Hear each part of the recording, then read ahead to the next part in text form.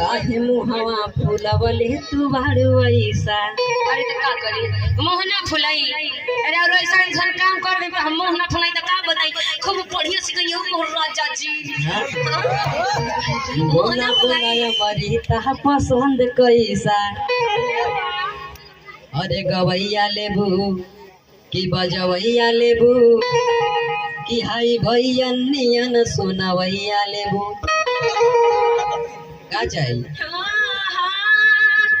कि हाई गवैयो ले एगो एगो एगो। अच्छा एक मिनट सुनो सुनो सुनो सुनो सोहिनी अब आजकल आप सभी लोग सुन ले हो गाना। अरे कि ये कहीं जे झुइया पा ओ बोलू केतना के खुश करबे। हां तो यही से हम कनी हम कि हई गवैयो ले आ हई बाजवैयो ले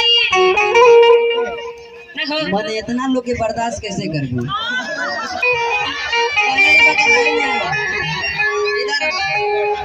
जब सबके ले लेबू तो बर्दाश्त माने गवैया ले तू तो एगो पैतू बजवैया में 5-6 गो और सुनवैया में 1000 गो। अब भगवान जाने का हुई। अच्छा पार कर का कल हो इतना लोग के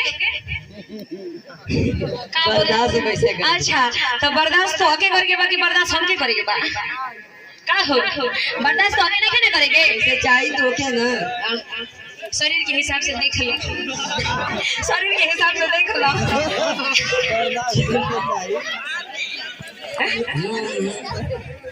गाओ काहे मुहवा बनवले तू बारू ऐसा। बोला बोला हमारी का पसंद कैसा।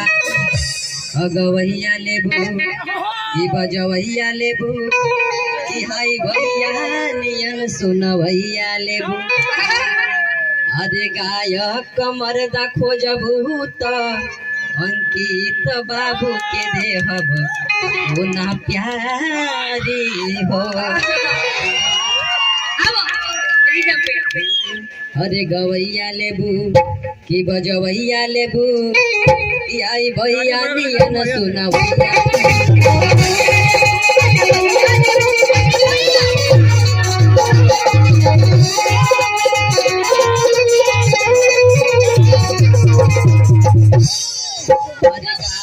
मरदा को जब अंकित बाबू के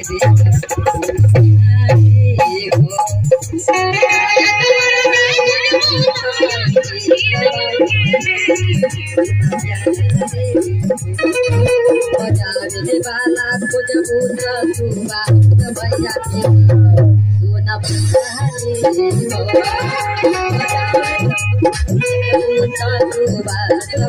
के सोना भैया के सोना प्यार।